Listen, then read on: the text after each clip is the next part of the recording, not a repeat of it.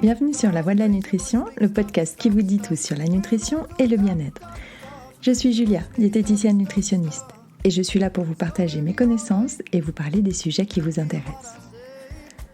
Aujourd'hui, nous allons faire le tour de notre hydratation. La partie souvent oubliée de notre alimentation est pourtant si essentielle. Nous parlerons de pipi, de maux de tête, de fatigue, de belle peau, de grossesse et d'allaitement, de sport, d'intoxication à l'eau, de régime, mais aussi de concombre et d'hibiscus. Pensez à vous abonner et à partager ce podcast autour de vous, c'est le meilleur moyen pour m'aider à le faire connaître. Je vous souhaite une bonne écoute.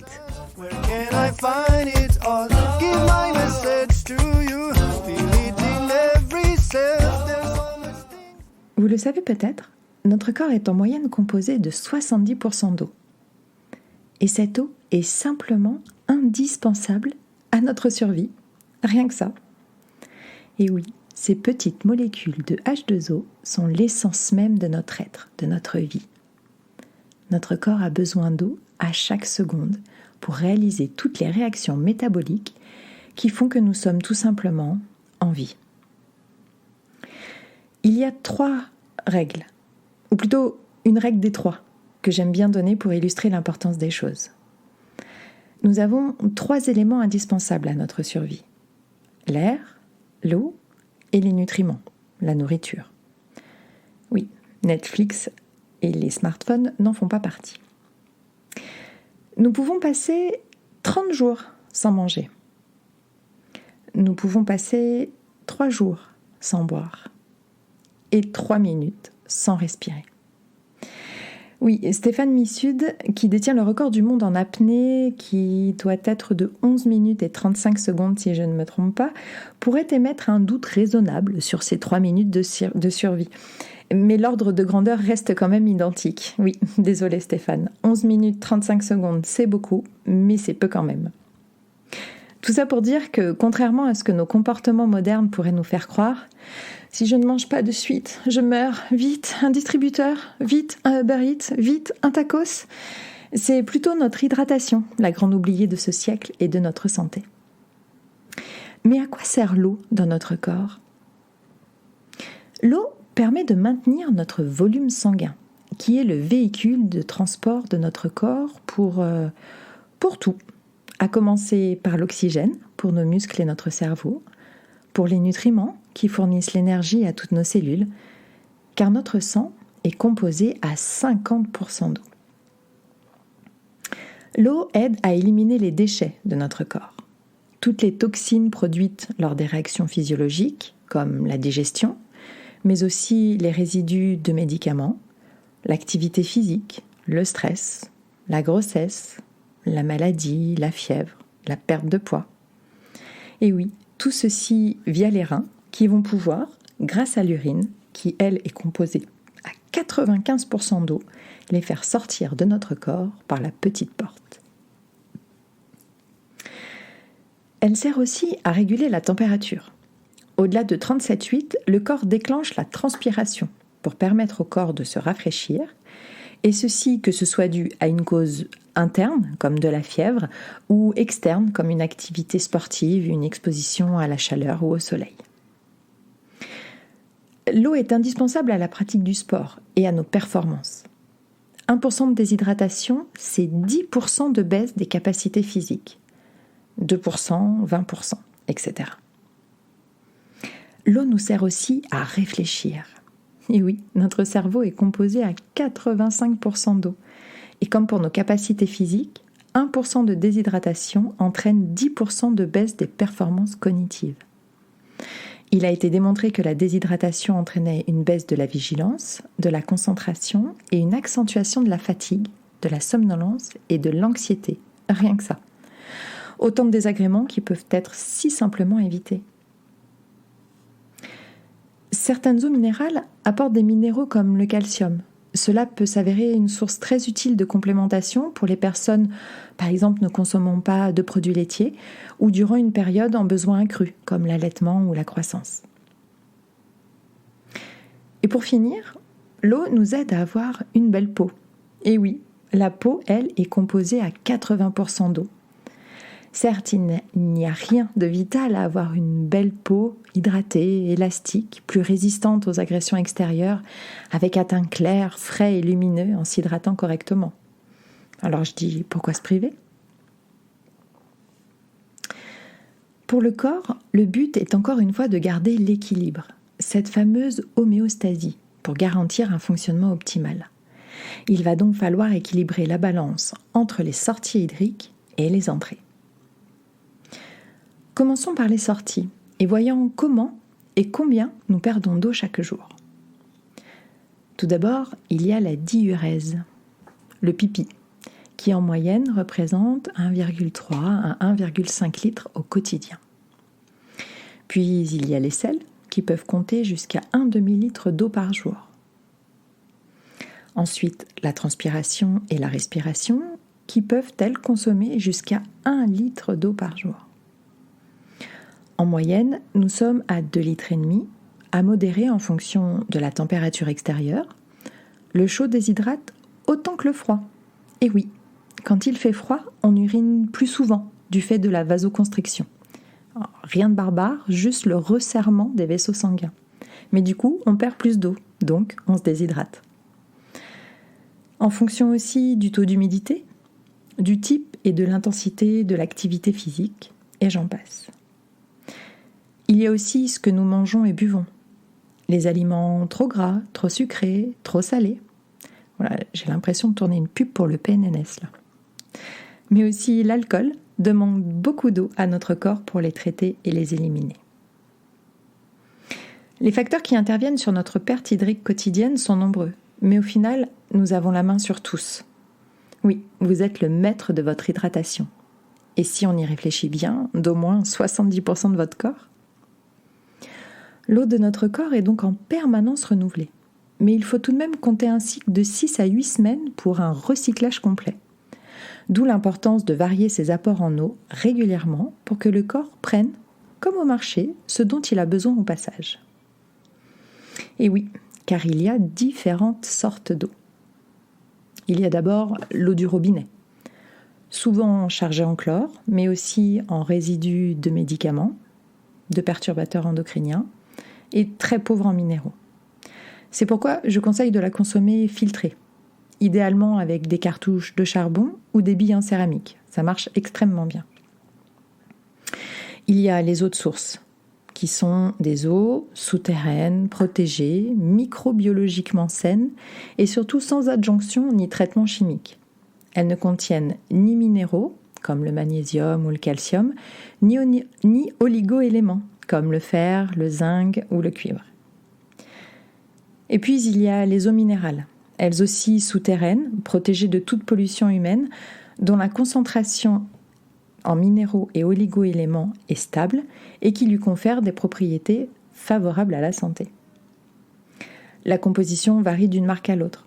Par exemple, Rosana est riche en magnésium.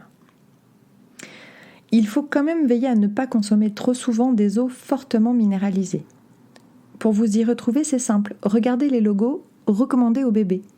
Ces eaux sont quasiment dépourvues de minéraux, qui seraient trop durs à gérer pour les reins immatures de nos bambins. Il y a aussi les eaux pétillantes naturelles, avec ou sans adjonction artificielle de gaz. Pour varier sans stresser, je conseille de prendre un pack différent à chaque fois et de tourner sur 6 à 8 eaux différentes. Et là, je vous entends déjà calculer et vous dire que non, clairement, vous ne buvez pas 2,5 litres d'eau par jour. Pas de panique, c'est tout à fait normal, car le corps a un autre moyen de se procurer de l'eau, les aliments.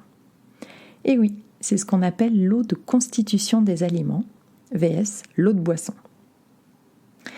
Certains aliments sont composés de presque 80% d'eau, ce qui nous aide déjà à combler 1 litre sur les 2,5 litres nécessaires à notre bien-être. Allez, je ne fais pas durer le suspense plus longtemps. Et je pense que beaucoup auront deviné, ces aliments sont les légumes et les fruits. Les champions étant le concombre et la tomate. Oui, la tomate est un fruit. Notons qu'au vu du sucre contenu dans les fruits, il faudra toujours raison garder quant à leur consommation et toujours privilégier les légumes. C'est d'ailleurs pour cela que le programme 5 fruits et légumes par jour du PNNS, encore lui, m'agace particulièrement. Car en réalité, ça serait plutôt 5 portions de légumes et 2 portions de fruits. Alors, si un membre du gouvernement m'écoute. Donc, nous voilà théoriquement à l'équilibre avec notre eau de boisson et notre eau de constitution. Je vous fais un petit résumé et vous donne quelques astuces. Eau de constitution des aliments, nous sommes donc à 1 litre. Eau de boisson, qui comprend l'eau, les boissons naturelles non sucrées comme le thé, les tisanes ou les bouillons, les jus de cuisson, 1,5 litre. Le café entraîne une augmentation de la diurèse, l'envie d'uriner. Il déshydrate donc, au bout du compte. Alors, pour un café, prenez toujours un verre d'eau, comme dans les bons bistrots qui savent encore faire leur travail. Et comme il est évident qu'une personne qui pèse 50 kg et une autre 90 n'auront pas les mêmes besoins, vous pouvez aussi calculer vos besoins en prenant la moyenne de 30 ml d'eau par kilo de poids corporel, auquel on rajoutera 300 ml par tranche de 1 degré de température corporelle supplémentaire, ainsi que la perte en eau due au sport. Pour connaître cette perte, rien de plus simple. Avant la séance, on fait pipi, on se pèse. Puis, après, en retirant le volume d'eau bu pendant l'effort, on se repèse et on fait la différence. Certains pourraient être surpris. Bon, c'est un test à faire surtout si vous transpirez de façon excessive, pour vraiment être sûr de combler tous vos besoins. Sinon, les 300 ml recommandés par heure de pratique sportive seront suffisants. Sachez tout de même que ce volume devra être récupéré dans les 2 heures maximum qui suivent. Alors je vous tanne avec votre hydratation, mais je ne vous ai même pas encore exposé toutes les conséquences et les dangers d'une déshydratation, à part bégayer un peu. Voici les signes qui doivent vous alerter. Augmentation de la température corporelle, sensation de soif, bouche ou gorge sèche, voire la peau sèche, vertige, perte d'équilibre, maux de tête, difficulté de concentration, temps de réaction diminué, fatigue, jambes lourdes, essoufflement, troubles de la vue, perte de connaissance, voire même le coma. Et les troubles les plus graves arrivent dès 6 à 7% de déshydratation. Et rappelez-vous qu'avoir soif, c'est déjà être déshydraté de 1%. Alors, comment savoir si on est bien hydraté ? Tout commence avec vos urines. Elles doivent être foncées au réveil. L'odeur sera aussi plus concentrée, surtout si vous avez mangé des asperges ou des poireaux. Mais le reste de la journée, elles doivent être peu, voire quasiment non odorantes. Et elles doivent bien sûr être claires, mais pas transparentes non plus. Vos urines seront votre marqueur au quotidien d'une bonne hydratation.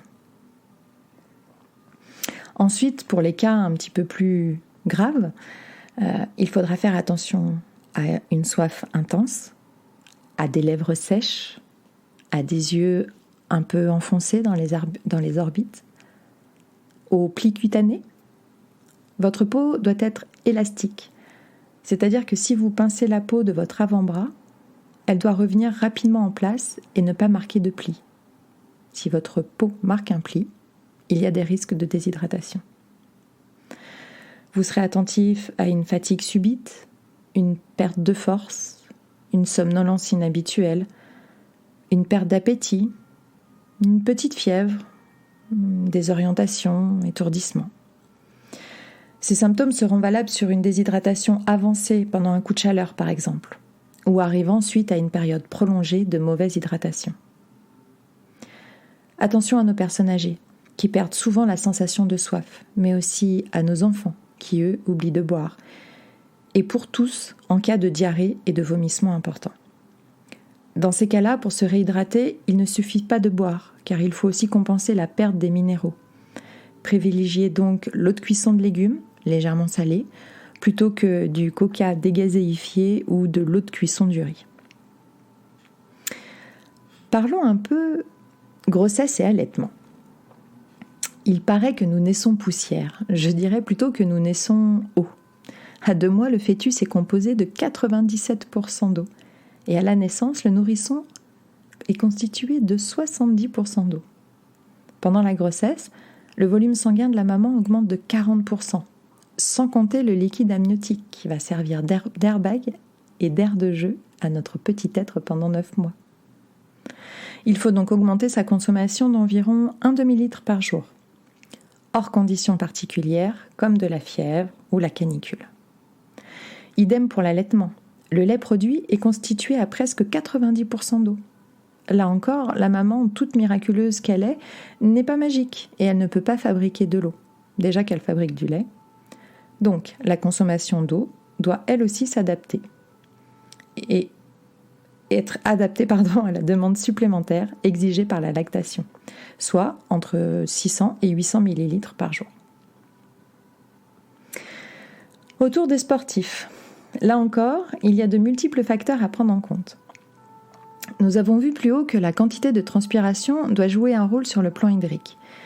Car oui, à l'instar du plan d'entraînement, il doit y avoir un plan hydrique, au même titre qu'un plan alimentaire, pour tout sportif qui se respecte et qui veut voir ses performances s'améliorer. Chez un sportif, les conséquences d'une mauvaise hydratation sont doubles, car on y rajoute des difficultés de récupération, des baisses de performance, des troubles du rythme cardiaque avec un épaississement sanguin, avec une baisse du transport de l'oxygène aux muscles et au cerveau, un amoindrissement des capacités de traitement des déchets, des risques de blessures accrues, notamment les tendinites, mais aussi des troubles gastriques et intestinaux, nausées, vomissements et diarrhée.